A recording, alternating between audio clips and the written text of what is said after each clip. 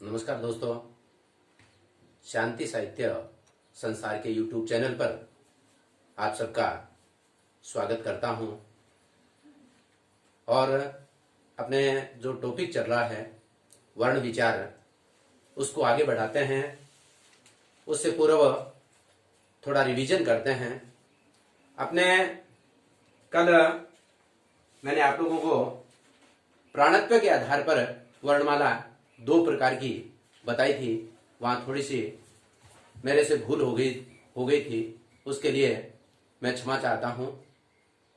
पुनः आप लोगों को बताता हूं अलप प्राण। प्राणत्व के आधार पर वर्णमाला के भेद, अलप प्राण और महाप्राण। अलप प्राण समस्त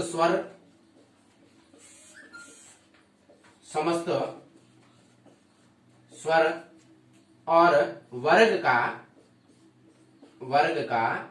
पहला, तीसरा और पांचवा वर्ण। वर्ग का पहला, तीसरा और पांचवा वर्ण। उसके पश्चात य, र, ल और व। उसके पश्चात महाप्राण। महाप्राण वर्ग का दूसरा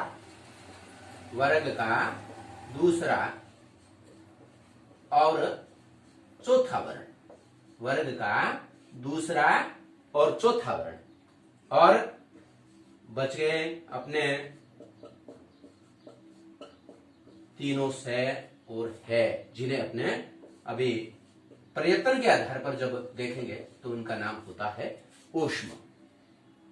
तो अलप प्राण समस्त स्वर वर्ग का पहला, तीसरा और पांचवा, और ये, र, ल और व। महाप्राण वर्ग का दूसरा और चौथा वर्ण।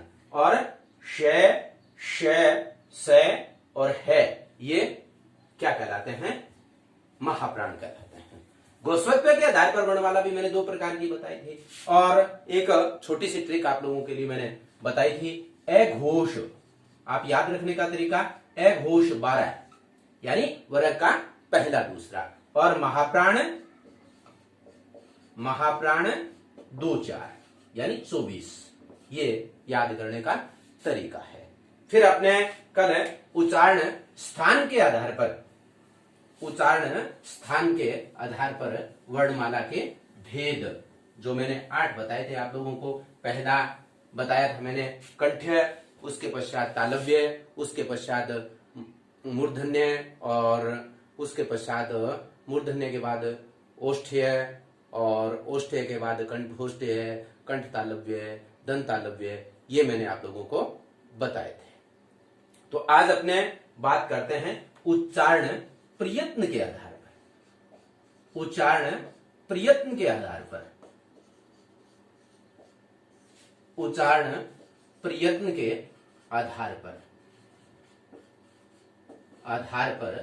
वर्णमाला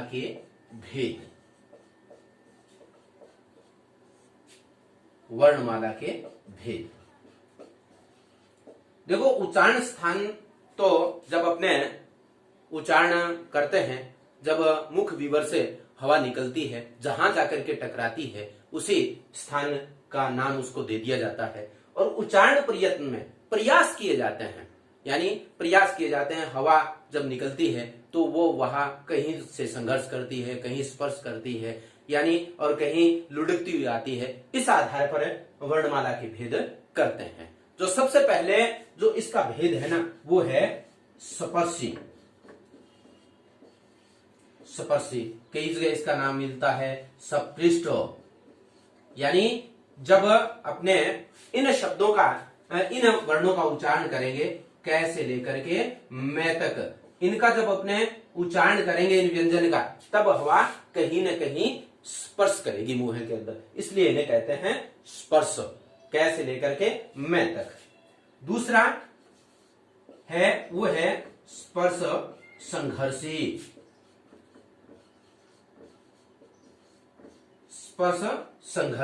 इसमें क्या होता है? हवा स्पर्श भी करती है और घर्षण भी करती है। स्पर्श भी करती है और घर्षण भी करती है। इसके अंतर्गत आता है आपका चैवर्ग। यानी चैवर्ग स्पर्शी तो है, उसके साथ संघर्षी भी है। यानी च, छ, ज, झ और इ। उसके पश्चात जो आता है वो आता है, देखो कैसे मैं तक आगे, उसके पश्चात अपने आगे अर्धस्वर। देखो अर्धस्वर है ना, वो जब अपने व्यंजन किए थे उस समय मैंने आपको बताया था, वो है ये और वे, ये और वे। और इनका मैंने वर्ण विच्छेद भी आप लोगों को बताया था। जैसे ये का आपने वर्ण विच्छेद करते हैं तो ई और ए। और मैंने एक बात और भी बताई थी, क्या है, ध्वनि जब पास पास में आती है ना, एक साथ अपने लगातार उनको बोलते हैं, तो ये जैसे ई है, ई है, ई है, ई है, ई है करेंगे तो उच्चारण अपना क्या बनेगा, ये बनेगा। जब ये ध्वनि बिल्कुल नजदीक नजदीक आ जाते हैं तो वर्ण बन जाएगा ये।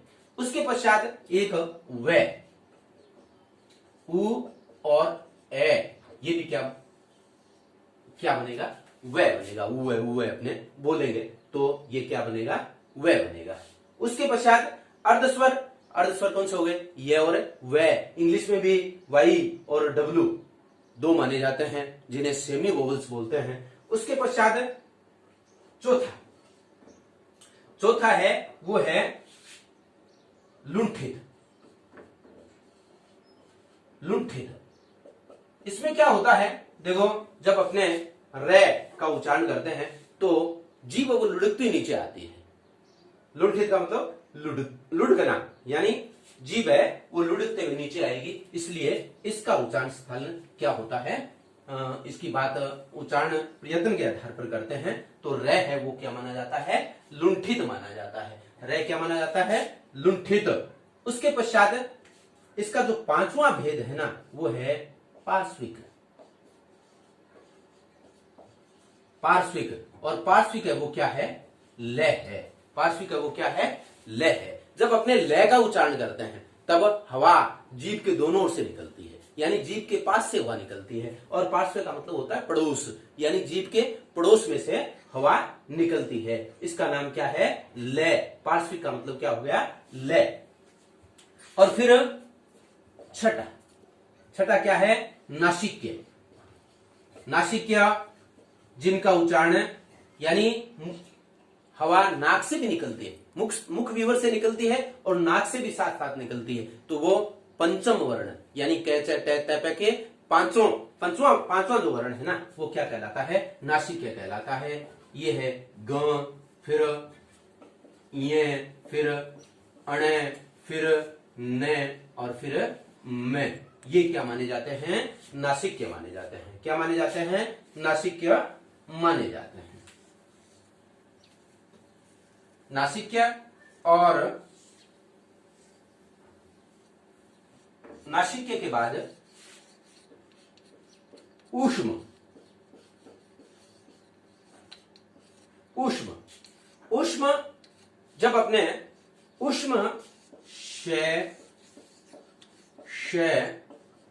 से और है, जब ये अपने इन वर्णों का उच्चारण करते हैं तो हवा गर्म होकर के निकलती है। आप इसका अभ्यास कर सकते हैं, जैसे श ऐसा बोलते हैं तो हवा गर्म होकर के निकलती है। इन्हें कहते हैं ऊष्म। क्या कहते हैं, ऊष्म। फिर अपने दो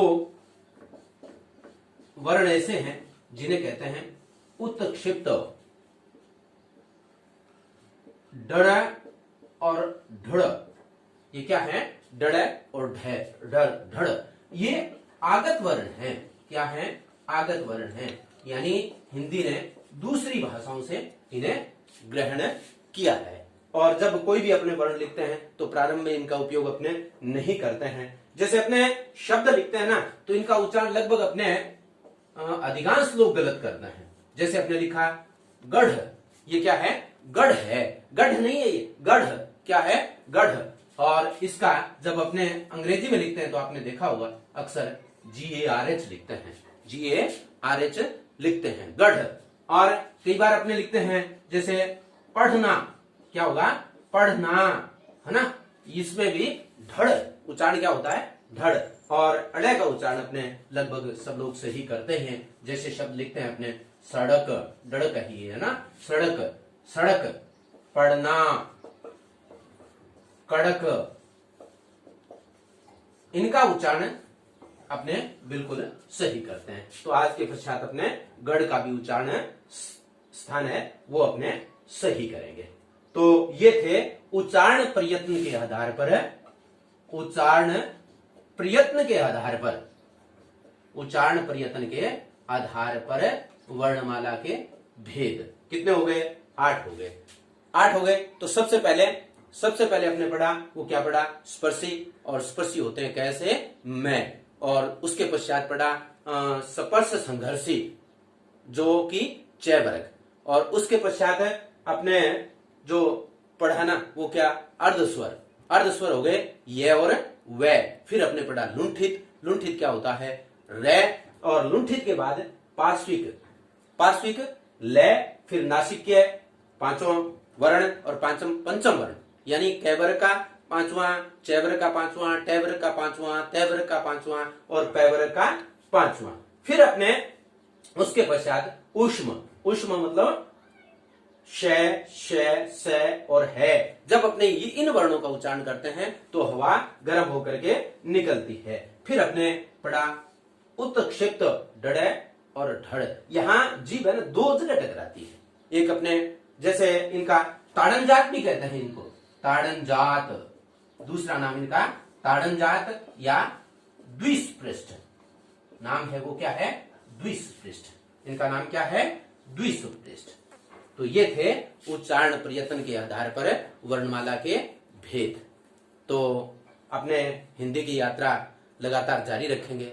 आप सब लोगों का साथ चाहिए तो हम और अधिक अच्छा कर पाएंगे, यानी मैं आपको और अधिक बढ़िया हिंदी करवा पाऊंगा। किसी कवि ने कहा था, पूरी धरा साथ दे तो और बात है, आप जरा सा साथ दे तो और बात है।